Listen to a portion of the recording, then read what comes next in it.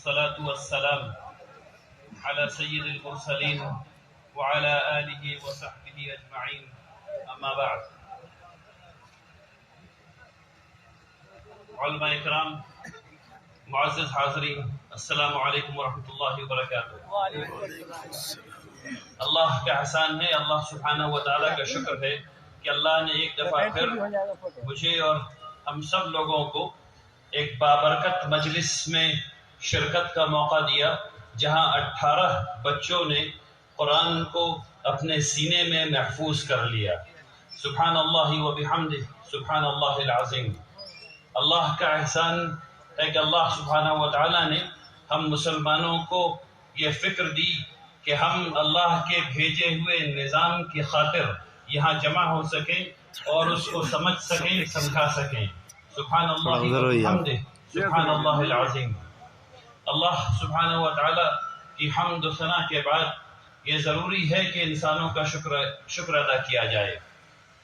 اس جلسے کو اس قدر کامیاب بنانے میں یہاں کے لوگوں نے، یہاں کے علماء کرام نے، مختلف تنظیموں نے مل کر کے، امارت شرعیہ کی پوری ٹیم نے مل کر کے دن اور رات کام کیا تاکہ یہاں نقبہ کو منتخب کیا جا سکے اور اس کے ساتھ ساتھ ان کا تربیتی اجلاس کیا جا سکے اور اس کارواں کو آگے بڑھایا جا سکے اور پھر اس اجلاس کو منظم کیا. بارک اللہ فیکم جمیعا. میں چند نام آپ کے سامنے لینا چاہتا ہوں، حالانکہ فہرست بہت لمبی ہے. نام اس لیے لے رہا ہوں تاکہ آپ اپنی خصوصی دعاؤں میں انہیں یاد رکھیں. میں بہت شکر گزار ہوں جناب مولانا جمیل احمد رحمانی صاحب کا، جناب مولانا مفتی محمد سہراب ندوی صاحب کا، جناب قاضی ارشد قاسمی صاحب کا، جناب قاضی سرور صاحب کا، جناب قاضی فضل نورانی صاحب کا، جناب قاضی سیف اللہ صاحب کا، جناب مولانا وحید الزما قاسمی صاحب کا، جناب انوار کریم صاحب کا، جناب انجینئر اشتیاق صاحب کا، جناب وکیل مظہر الباری صاحب کا، جناب عقیل صاحب کا، جناب ماسٹر اشفاق صاحب کا، جناب جاوید طفیل صاحب کا، جناب انجینئر غیاث صاحب کا، جناب محفوظ الرحمن اعجاز صاحب کا، جناب پروفیسر حامد رضا صاحب کا، جناب مولانا عمر فاروق صاحب کا، جناب سرور صاحب کا، جناب انتخاب عالم صاحب کا، جناب ابن الحسن صاحب کا، جناب مولانا کفیل احمد ندوی صاحب کا، جناب مولانا منظور عالم ندوی صاحب کا، جناب مولانا نیاز صاحب کا، جناب مولانا مجاہد صاحب کا، جناب ڈاکٹر سعادات وسیم صاحب کا، جناب مولانا احمد حسین قاسمی صاحب کا، جناب مولانا مبارک حسین صاحب کا، جناب مولانا احمد حسین قاسمی صاحب کا، جناب مولانا شاہ نواز عالم مظاہری صاحب کا، جناب مولانا سعود اللہ رحمانی صاحب کا، تمام حضرات مبلغین، ائمہ اکرام، میڈیا کے احباب، جامعہ خلفۂ راشدین اور دارالعلوم پورنیہ کے اساتذہ، طلبہ، کارکنان، پولیس، انتظامیہ اور تمام افسران کا جنہوں نے اس اجلاس کو کامیاب بنانے کی ہر ممکن کوشش کی اور اس کو اس قدر کامیاب بنایا. بارک اللہ فیکم جمیعا. اللہ سبحانہ و تعالیٰ آپ لوگوں کی کوششوں کا آپ کو خوب اور بہترین بدلہ عطا فرمائے. آمین یا رب. ابھی اس اجلاس میں کئی باتیں آپ کے سامنے آئی ہیں. وقت 11 بج چکا ہے. میں کوشش کروں گا کہ اپنی بات مختصر کروں، لیکن مجھے آپ سے 3 موضوعات پر بات کرنی ہے. پہلی بات تو تعلیم پر ہونی ہے، پھر اس کے بعد بات آپ کی مساجد پر ہونی ہے، اور پھر چند باتیں معاشرے کے سلسلے میں ہونی ہیں. تعلیم کی بات شروع کرنے سے پہلے میں یہ چاہتا ہوں کہ اس بات کا احساس خود کو کراؤں اور آپ کو کراؤں کہ اصلاً یہ مجلس تو آج صرف قرآن کے بارے میں ہونی چاہیے تھی، کیونکہ 18 بچوں نے آج 18 بچوں کے سروں پر آج دستار باندھی گئی ہے کیونکہ انہوں نے قرآن کریم کو حفظ کر لیا ہے۔ اصل بات تو یہ ہے کہ پوری کی پوری مجلس صرف اس لیے ہونی چاہیے تھی، لیکن انشاءاللہ میں امید کرتا ہوں کہ آپ لوگ پھر ایسا موقع یہاں آئے گا اور پھر وہ مجلس سجے گی تاکہ ہم لوگ قرآن شریف کے سلسلے میں خوب بات کر سکیں۔ ہمارے اس دنیا میں جو ایک چیز ہے جسے ہمیں سب سے زیادہ محبت کرنی چاہیے، جس سے ہمیں سب سے زیادہ محبت کرنی چاہیے، اور وہ چیز نہیں ہے نعوذ باللہ، وہ ہے اللہ سبحانہ و تعالی۔ اللہ سبحانہ و تعالیٰ کی رضا کی خاطر ہی ہم لوگ یہ تمام کام کر رہے ہیں، اور اس کے بعد ہمیں ہماری محبت کا محور محمد الرسول اللہ صلی اللہ علیہ وسلم کو بنانا چاہیے اور قرآن کریم کو بنانا چاہیے۔ کیونکہ قرآن کریم یہ وہ معجزہ ہے جو اللہ کا کلام ہے، جو آخر وقت تک قائم رہنے والا ہے، اور یہ وہ کتاب ہے جو ہم لوگوں کو اپنی جگہ سے نہیں ہلنے دیتی۔ الحمدللہ رب العالمین، اللہ تبارک تعالیٰ نے یہ کتاب ہم لوگوں تک پہنچائی تاکہ ہم لوگ اپنے ایمان کی حفاظت اس کتاب کے ساتھ کر سکیں۔ اللہ تبارک تعالیٰ نے یہ کتاب ہم لوگوں تک پہنچائی تاکہ ہم لوگ دوسرے لوگوں تک اللہ کے کلام سے لوگوں کو دعوت دے سکیں کہ آؤ دیکھو اسلام کیا ہے، آؤ دیکھو کہ اسلام کیسا ہے، کتنا خوبصورت، کتنا اچھا، کتنا سادہ مذہب ہے، دین ہے، اس کی طرف آؤ۔ اور یہ کلام ہمارے کسی کلام سے بہتر ہے کیونکہ یہ اللہ کا کلام ہے۔ اسی سلسلے میں تعلیم کی بات کرنا چاہتا ہوں۔ دیکھیے، یہ ایک بات آج ہمارے سامنے ہے کہ مسلمان تعلیم میں پچھڑے ہوئے ہیں۔ ایسی بات سمجھائی جاتی ہے کہ مسلمان ہمیشہ سے تعلیم میں پچھڑے رہے ہیں۔ میں 5 منٹ کا وقت لے کر کے آپ کے سامنے تعلیم کی تاریخ رکھنا چاہتا ہوں۔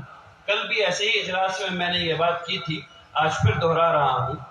تعلیم کی تاریخ کو جب آپ دیکھتے ہیں تو آپ کو پتہ چلتا ہے کہ اس وقت جب یورپ میں رینیسانس نہیں آیا تھا اور یورپ ظلمت کے اندھیروں میں کھویا ہوا تھا، تو اس وقت علم کی روشنی سے علم کی روشنی مسلمان ہر طرف پھیلا رہے تھے۔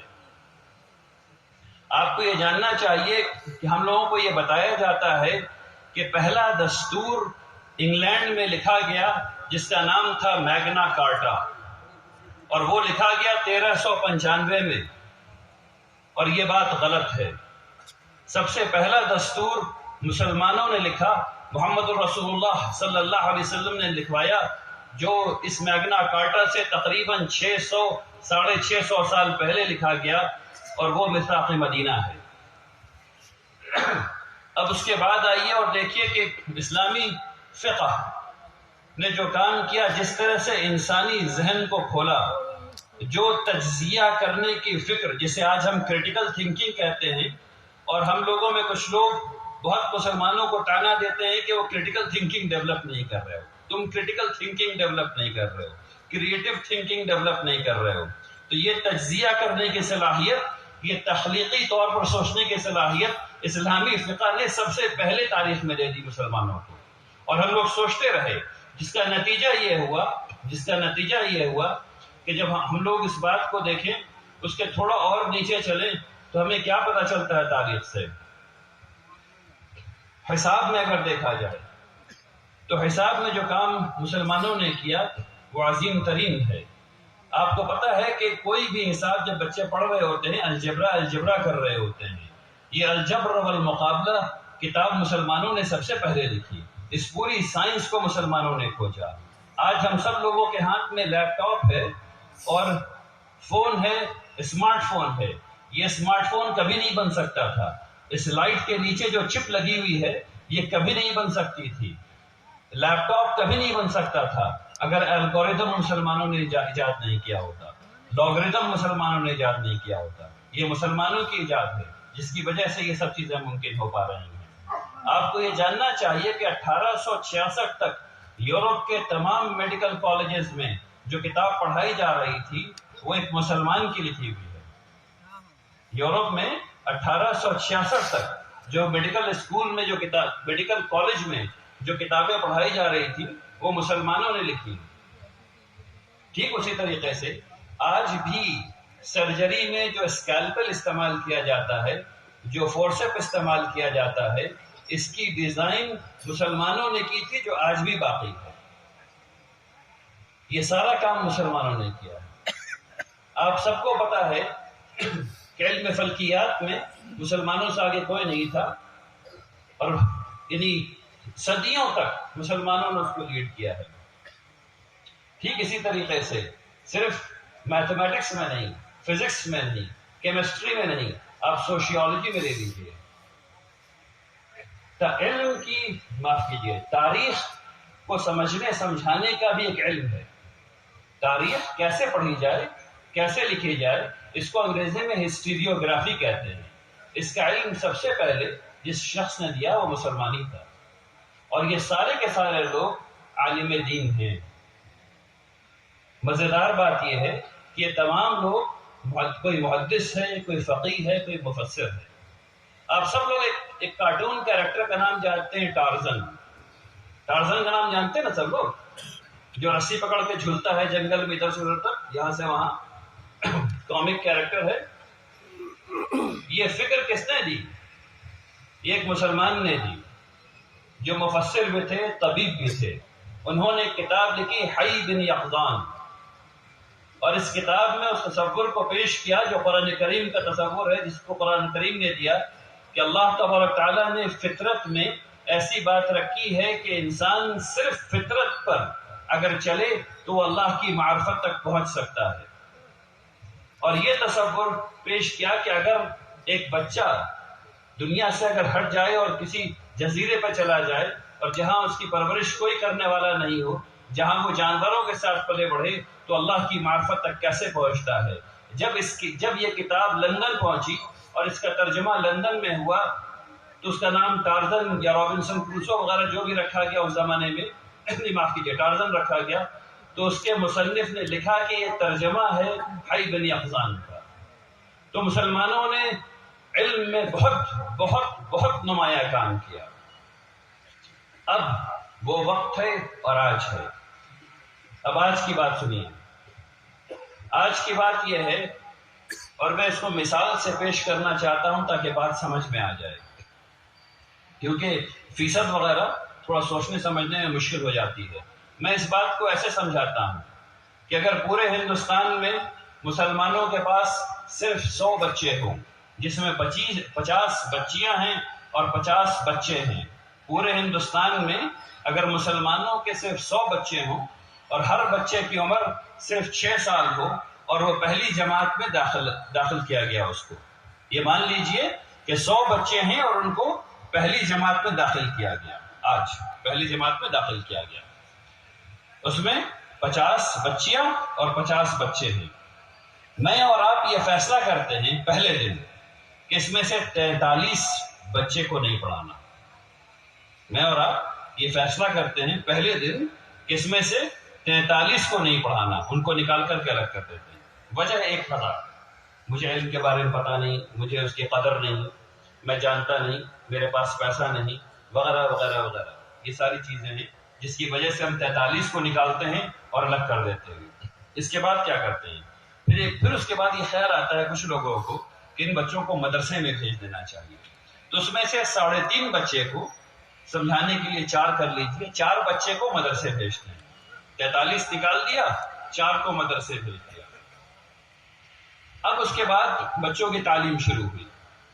جب بچے 10ویں جماعت تک پہنچے تو 32 بچے اپنے خاندان کے، محلے کے وغیرہ وغیرہ کی پریشانیوں کی وجہ سے پیچھے رہ گئے، وہ 10ویں تک نہیں پہنچ گئے۔ 43 نکل گئے تھے پہلے، 32 بیچ میں گر گئے، 4 جو ہے وہ ادھر چلے گئے، کل ملا کر کے جوڑ جمع کر کے 17 بچوں کو ہم لوگ 10ویں پاس کروا پا رہے ہیں بڑی مشکل سے۔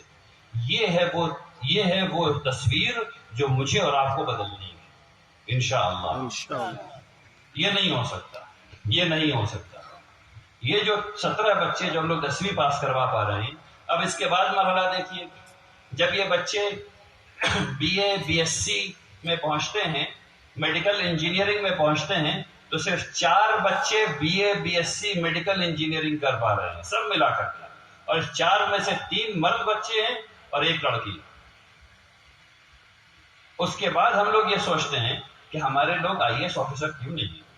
جب فہرست آتی ہے تو ہم لوگ یہ سوچتے ہیں کہ آئی ایس آفیسر کیوں نہیں ہے, آئی پی ایس آفیسر کیوں نہیں ہے, آئی ایف ایس آفیسر کیوں نہیں ہے. ارے کیسے ہوگا بھائی, کیسے ہو سکتا ہے؟ کمپٹیشن میں ہو ہی نہیں تو آؤ گے کہاں سے؟ بات سمجھ میں آ رہی ہے؟ آپ کی بات سمجھ میں آ رہی ہے؟ ماشاء اللہ, آپ چھوٹے عمر میں, اس لیے آپ کو پوائنٹ کر کے کہہ رہا ہوں. الحمدللہ. تو اس بات کو سمجھیے, یہ وہ تصویر ہے جو بدلنی ہے. کیسے بدلیں گے اس تصویر کو؟ اس تصویر کو بدلنے کا ایک سب سے آسان طریقہ یہ ہے کہ محمد رسول اللہ صلی اللہ علیہ وسلم نے ہم لوگوں کو یہ سکھایا ہے کہ ایمان والے کیا کرتے ہیں. ایمان والے اگر ظلم ہو رہا ہوتا ہے تو ہاتھ پکڑ کر کے روکتے ہیں. ہر ایک بچہ جو اسکول کے وقت روڈ پر ہے, گلی میں ہے, اس کے والدین اس پر ظلم کر رہے ہیں, میں اور آپ اس پر ظلم کر رہے ہیں. ہر ایک بچہ جو پڑھائی کے اوقات میں گلی میں ہے, نکڑ میں ہے, اس پر میں اور آپ مل کر کے ظلم کر رہے ہیں. ہمیں چاہیے کہ اس بچے کے والد کے پاس اس بچے کا ہاتھ پکڑ کر کے لے کر کے جائیں اور پوچھیں کہ یہ بچہ روڈ پر کیوں ہے. کیا تم کو پتا نہیں کہ قرآن میں جو پہلی آیت آئی اس کا جو پہلا لفظ ہے وہ اقرا, پڑھو. تو تمہارا بچہ جاہل کیوں ہے؟ روڈ میں کیوں گھوم رہا ہے؟ باہر کیوں ہے؟ یہ والا کام جب ہم لوگ کرنا شروع کر دیں گے, کیونکہ ہم ایک جماعت ہیں, ہم 2 لوگ نہیں ہیں, ہم ایک جماعت ہیں, ہم ایک امت ہیں. ہم لوگوں کو یہ کام کرنا ہوگا. جب ہم یہ کام کریں گے انشاءاللہ تب کامیاب ہوں گے انشاءاللہ. اب ہندوستان کی تعلیمی منظر جو ہے اس کو سمجھنے کی کوشش کیجیے. اس میں سمجھنے میں تھوڑی عقل لگتی ہے. آپ میں سے بہت سے لوگ یہاں پر ہیں جو انجینئر ہیں اور ان کے پاس نوکری نہیں ہے. آپ میں سے بہت سے لوگ یہاں ہیں جنہوں نے کامرس پڑھا ہے اور ان کے پاس نوکری نہیں ہے, اور اگر ہے تو 8,000 کی ہے, 9,000 کی ہے, 10,000 روپے ملنے کی. یہیں پر کچھ لوگ ہیں جو آئی آئی ٹی سے پڑھ کر کے ہیں اور ان کے پاس جو نوکری ہے وہ 10 لاکھ روپے سال کی ہے, 12 لاکھ روپے سال کی ہے. میرا خیال ہے کہ آج کل جو ہے وہ تقریباً 14-15 لاکھ روپے منیمم ہے. وہی انجینئر ایک طرف سے آتا ہے تو 15 لاکھ روپے سالانہ شروعاتی نوکری ہے, اور ایک طرف جو ہے وہ 10,000 روپے مہینہ بھی نہیں ہے. اس کھیل کو سمجھیے اور سمجھ جائیے گا تو ویسے پڑھائیے گا. یہ کھیل ایسے ہے. ہندوستان میں B A, B S C, engineering, medical کرانے والے 53,000 انسٹیٹیوشنز ہیں, 53,000 ادارے ہیں. اس میں سے 161 ادارے کو انسٹیٹیوٹس آف نیشنل امپورٹنس کہتے ہیں. 53,000, اس میں سے 161 انسٹیٹیوٹس آف نیشنل امپورٹنس کہتے ہیں. ادھر جو ہیں اس کو کہتے ہیں I I T, all India institute of medical science, national institute of technology, Indian institute of information technology, Indian institute of sciences, IISER, NISER, یہ سارے ایک طرف ہیں. اس 161 میں تقریباً 1 لاکھ بچے پڑھتے ہیں. اس 161 میں تقریباً 1 لاکھ بچے پڑھتے ہیں, اور اس 53,000 میں پورے ہندوستان کے باقی سارے بچے پڑھتے ہیں. اس 53,000 میں پورے ہندوستان کے باقی سارے بچے پڑھتے ہیں, اور اس طرف 161 میں 1 لاکھ بچے پڑھتے ہیں. اس 161 میں میرے اور آپ کے صرف 1,500 بچے جا پا رہے ہیں, جوڑ جمع کر کے صرف 1,500. ٹیکس کتنا دیتے ہیں ہم لوگ؟ کتنے لوگ ہیں ہم لوگ ہندوستان میں؟ 15%. ٹیکس کتنا بھر رہے ہیں؟ 15%. بھیج کتنا رہے ہیں؟ 1.5%. بات سمجھ میں آ رہی ہے؟ بات سمجھ میں آ رہی ہے؟ ٹیکس بھر رہے ہیں 15%, بھیج کتنا رہے ہیں؟ 1.5%. تو یہ وہ ظلم ہے جو میں اور آپ اپنے بچوں کے ساتھ کر رہے ہیں. اسے روکنا ہوگا. ادھر بھیجیے اپنے بچوں کو, ادھر بھیجیے تاکہ وہ جب پڑھ کر کے آئے تو یعنی بات بھی کر سکے, اس کو سمجھ میں بھی آئے کہ کیا کہہ رہا ہے. ادھر جو لوگ پڑھ کر کے آ رہے ہیں ان کو 10,000 روپے کی بھی نوکری نہیں مل رہی ہے. بات سمجھ میں آ رہی ہے سب کے؟ اب ادھر کیوں نہیں بچے جا رہے ہیں اس کو سمجھیے, اور یہ سب سے اہم بات ہے کہ ادھر ہمارے بچے کیوں نہیں جا رہے ہیں. ادھر ہمارے بچے اس لیے نہیں جا رہے ہیں، اور یہ تمام مدرسین کے لیے ہے، تمام مدارس کے منتظمین کے لیے ہے، تمام اسکول کے منتظمین کے لیے ہے. اس بات کو سمجھیے، ہم لوگ بچوں کو پاس کر رہے ہیں 35% پہ، ہم لوگ بچوں کو پاس کر رہے ہیں 40% پہ، ہے نا؟ یہی ہو رہا ہے نا، 40% پہ اور 35% پہ پاس کر رہے ہیں بچوں کو. ہم لوگ بچوں سے کہہ رہے ہیں کہ اگر تم 35% نمبر لے کر کے آگے، 40% نمبر لے کر کے آگے، تو تم کلاس 1 سے کلاس 2 میں چلے جاؤ. اور اس بات کو سمجھیے، 40% نمبر لانے کا مطلب کیا ہوتا ہے؟ 40% نمبر لانے کا مطلب ہوتا ہے کہ 60% نہیں آتا ہے، 60% نہیں آتا ہے. تو اس بچے کو جس کو 40% آیا تھا پہلی جماعت میں، اس کو آپ بھیجیں گے دوسری جماعت میں. اب دوسری جماعت کی جو کتاب لکھی گئی ہے وہ کس بات کو سچ مان کر لکھی گئی ہے؟ اس کو سمجھیے. دوسری جماعت کی جو کتاب لکھی گئی ہے، مؤلف نے اس بات کو مانا تھا کہ پہلی جماعت میں بچہ جو ہے وہ تمام مواد پر قادر ہو گیا، اسے پوری بات سمجھ میں آ گئی، تب وہ دوسری جماعت شروع کرے گا. یہاں کیا ہوا؟ اس کو 60% تو سمجھ ہی نہیں آیا، اب وہ دوسری جماعت میں چلا گیا. تو پہلے دن سے وہ لنگڑا ہے، اس کی سمجھ ہی میں نہیں آ رہا. اب وہ کیا کرے گا؟ وہ سب سے پیچھے جا کے بیٹھے گا، وہ بچہ سب سے پیچھے جا کے بیٹھے گا. ہر بات جو مدرس کہہ رہے ہیں، ہر بات جو ٹیچر کہہ رہے ہیں، وہ اس کے اوپر سے جا رہی ہے. بات جاری کہاں تھی؟ یہاں. جا کہاں رہی ہے؟ اوپر. اس نظام کو ختم کرنا ہے، اس نظام کو ختم کرنا ہے.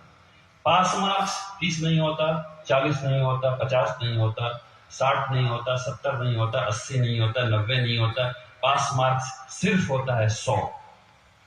100 امتیازی نمبر نہیں ہے، 90 امتیازی نمبر نہیں ہے. 100 نمبر لانے کا مطلب صرف یہ ہوتا ہے کہ بچے کو جو سمجھنا تھا وہ بچے نے سمجھ لیا ہے فقط. 100 نمبر لانے کیا مطلب ہوتا ہے؟ جو سمجھنا تھا وہ سمجھ لیا.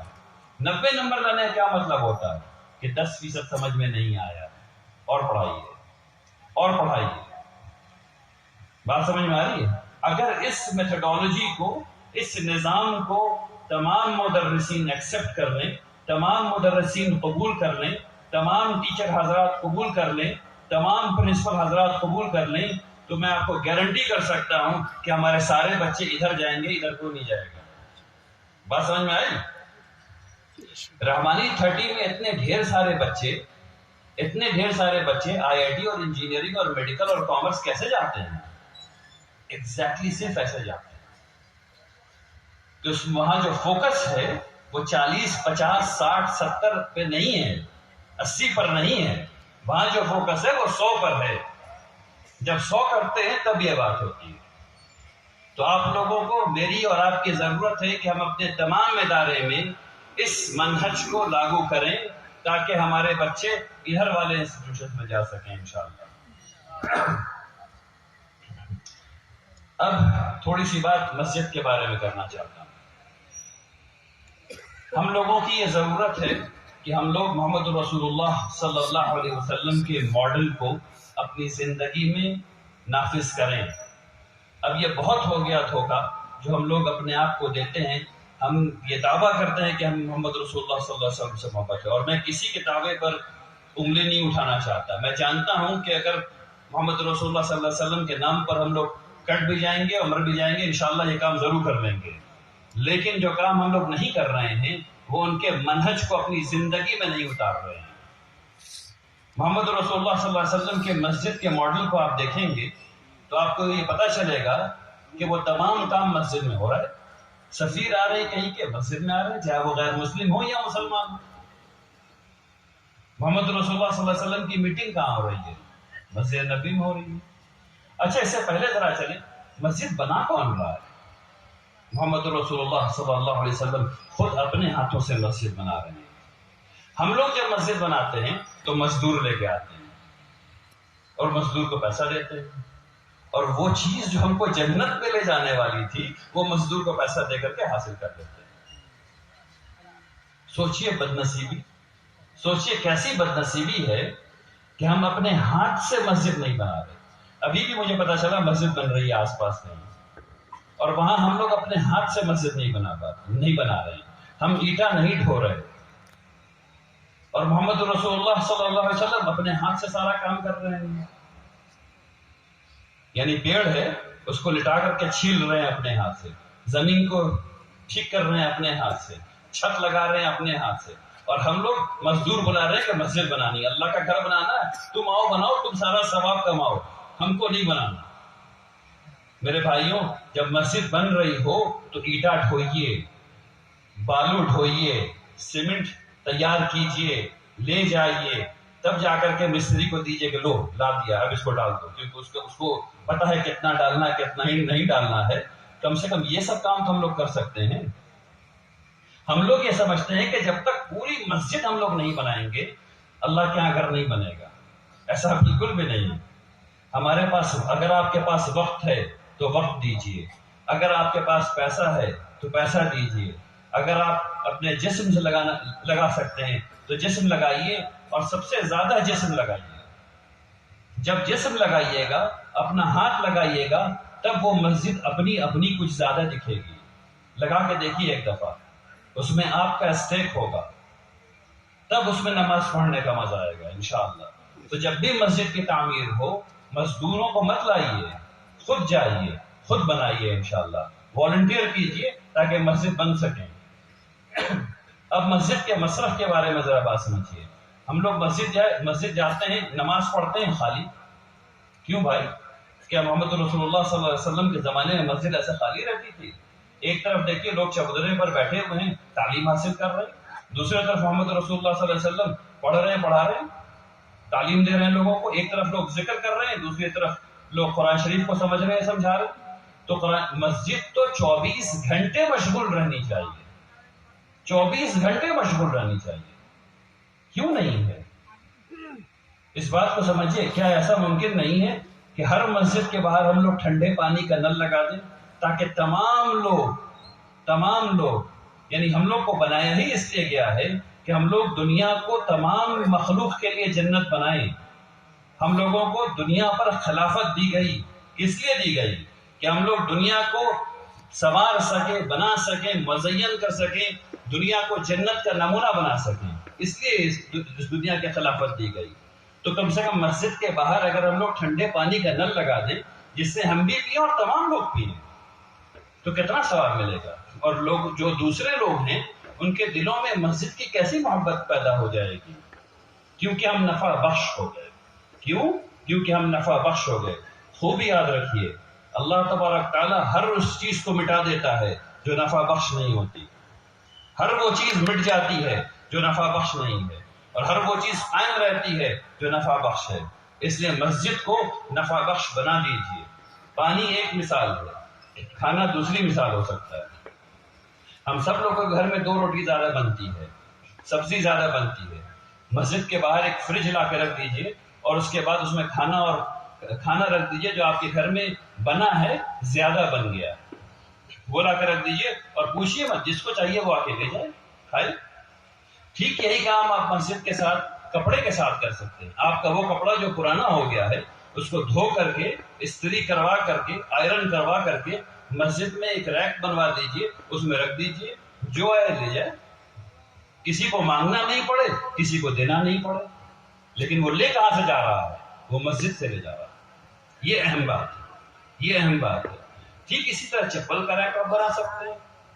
مسجد کے اندر آپ کتابیں رکھ سکتے ہیں تاکہ بچے آئیں اور مسجد میں پڑھیں. اچھی کتابیں، عربی کی چھوٹی کتابیں بچوں کے لیے رکھیے، 500 1000، تاکہ بچے آئیں اور وہاں آ کر کے پڑھیں، مسجد میں بیٹھ کر کے پڑھیں. بچے لائبریری کیوں جائیں گے جب مسجد ان کی لائبریری ہے کہ نہیں ہے؟ مسجد میں لائبریری بنا سکتے نا بھائی، تو وہاں بنائیے لائبریری تاکہ خوب بچے آئیں. اور یاد رکھیے، اگر بچوں کو مسجد اپنا گھر نہیں لگے گا تو بعد میں بھی نہیں لگے گا. اگر بچوں کو چھوٹے پن میں مسجد اپنی نہیں لگے گی تو بعد میں بھی نہیں لگے گی. یہ جو ہم لوگ 15 سال کی عمر میں بچے کو کہتے ہیں، دیکھیے حضرت مسجد میں نہیں جا رہا نماز پڑھنے کے لیے، وہ جائے گا کیوں؟ 15 سال کی عمر تک تو لے نہیں گئے. اس کے بعد کیوں جائے گا؟ جب وہ 4 سال کا تھا تب لے جانا تھا، جب وہ 3 سال کا تھا تب لے جانا تھا۔ یہی ہوتا نا کہ پیچھے شور ہوتا تھوڑا سا۔ ترکی کے ایک مسجد میں بہت اچھی چیز دروازے پہ لکھی ہوئی ہے، اور سنیے اس بات کو غور سے۔ اس دروازے پہ لکھا ہوا ہے ترکی کے اس مسجد میں، اگر آپ بچوں کے شور سے پریشان ہیں تو کسی اور مسجد چلے جائیے۔ بات سمجھ رہے ہیں؟ اگر آپ بچوں کے شور سے پریشان ہیں تو کسی اور مسجد چلے جائیے۔ یہ بات بالکل صحیح ہے کہ بچوں کی تربیت کرنی چاہیے کہ جب نماز ہو رہی ہو تو شور نہ کریں، لیکن اگر وہ کر بھی رہا ہے تو اس لیے کیونکہ وہ اس کا اپنا حق سمجھ رہا ہے، اس کو اپنا گھر سمجھ رہا ہے۔ بچوں کو لے جائیے تاکہ مسجد میں ان کو اپناپن لگے، مسجد ان کو اپنی اپنی لگے، تاکہ وہ مسجد آتے رہیں، کیونکہ ہم لوگ بہت جلدی جانے والے لوگ ہیں، ٹھیک ہے نا؟ یہی لوگ ہیں جو آنے والے لوگ ہیں۔ ان لوگوں کا گھر مسجد ہونا چاہیے انشاءاللہ۔ اب آخری بات، مجھے یہ بتایا گیا کہ یہاں، اور آج ہی یہ واقعہ ہوا کہ نشے کی وجہ سے ایک بچے نے، اس کو میں بچہ ہی کہہ سکتا ہوں، 15-16 سال پتہ نہیں کتنے سال کا تھا، اس نے دوسرے بچے کو جو روڈ کو روک رہے تھے لوگوں کو، یہ رضاکار تھے اسی جلسے کے لیے، اس نے چاقو مار دیا اس کو نشے کی وجہ سے۔ مجھے یہ بتایا گیا کہ یہاں نشہ جو ہے وہ عام ہو گیا ہے، اور ہم سب لوگ اس کے ذمہ دار ہیں، میں اور آپ اس کے ذمہ دار ہیں۔ وہ ایسے ذمہ دار ہیں کہ جو نشہ کر رہے ہیں ان کو ہم لوگ کچھ نہیں کہہ رہے۔ جس طرح سے آپ کو بچوں کو پکڑ کر کے درسگاہوں تک لے جانا ہے، اسی طریقے سے آپ لوگوں کو وہ بچے جو ہمارے جو نشے میں پھنس گئے ہیں ان کو پکڑ کر کے ڈاکٹر کے پاس لے جانا ہے تاکہ وہ نشے سے نجات دلا سکیں ان کو۔ نشہ دو قسم کی چیز ہوتی ہے نشے کے لیے، ایک سائیکولوجیکل ہوتی ہے اور دوسری عادت ہوتی ہے۔ اس کے لیے ماحول بدلنا پڑتا ہے اور بعض دفعہ سائیکولوجی کے ذریعے ٹھیک کرنا پڑتا ہے۔ تو نشہ چھڑانے کا سب سے آسان طریقہ یہ ہے کہ اس کا ماحول بدل دیجیے۔ نشہ چھڑانے کا سب سے آسان طریقہ یہ ہے کہ اس کا ماحول بدل دیجیے۔ اس کا مطلب یہ ہے کہ اس کی روٹین بدل دیجیے۔ وہ اگر اس گھر میں ہے تو اس کو اس گھر میں لے جائیے۔ اگر وہ صبح 7 بجے اٹھ کر کے یہاں سے وہاں جاتا ہے تو اس کو 7 بجے سے پہلے 6 بجے اس کو یہاں سے وہاں لے جائیے۔ اس کی روٹین کو بدل دیجیے گا، اس کا نشہ چھوٹ جائے گا انشاءاللہ، ٹھیک ہے نا؟ بعض بچوں کو یہ ضرورت پڑے گی کہ وہ سائیکیٹرسٹ کے پاس جائیں یا سائیکالوجسٹ کے پاس جائیں یا جو ٹریٹمنٹ سینٹر ہے وہاں جائیں، لے جائیے تاکہ جلدی نشہ چھوٹ جائے۔ ایسا مت کیجیے کبھی بھی کہ نشہ کر رہا ہے، اچھی تم تو خراب آدمی، تم تو نشہ کرتے ہو، یہ نہیں کرنا ہے۔ اگر یہ کر دیجیے گا تو زندگی بھر کے لیے گیا، یہ نہیں کرنا ہے۔ محبت سے بلانا ہے، ہاتھ پکڑ کر کے لے جانا ہے، پیار سے انشاءاللہ۔ آخری بات، مجھے یہ بھی پتا چلا کہ شادی محل کا بہت ڈھیر سارا رواج یہاں ہو گیا ہے۔ لوگ اپنی شادیوں میں بہت زیادہ پیسہ خرچ کر رہے ہیں اور شادی محل میں کرایہ دے دے کے شادی کر رہے ہیں۔ 60,000 روپے، 70,000 روپے، 1,00,000 روپے لوگ ایک رات کا کرایہ دے رہے ہیں شادی محل کا، اور وہاں شادی کر رہے ہیں۔ میرے بھائیوں، اپنی زندگی کو اور زیادہ مشکل نہ بنائیے، آلریڈی بہت مشکل ہے، اتنا زیادہ مشکل بنانے کی ضرورت نہیں ہے۔ آپ کے ہر یہاں جتنے لوگ بیٹھے ہوئے ہیں سب کے گھر کے پاس مسجد ہے۔ وہ 1,00,000 روپیہ جو آپ شادی محل میں دینے والے تھے نا، وہ اس مسجد کو دے دیجیے مہربانی کر کے، اور مسجد میں نکاح کیجیے انشاءاللہ۔ کریں گے نا بھائی؟ انشاءاللہ۔ اچھا، جن کا نکاح ہو چکا ان کو دوبارہ کرنے کی ضرورت نہیں ہے، صرف 2 وجہ سے انشاءاللہ۔ ٹھیک، میں اپنی بات یہاں پہ ختم کرتا ہوں انشاءاللہ۔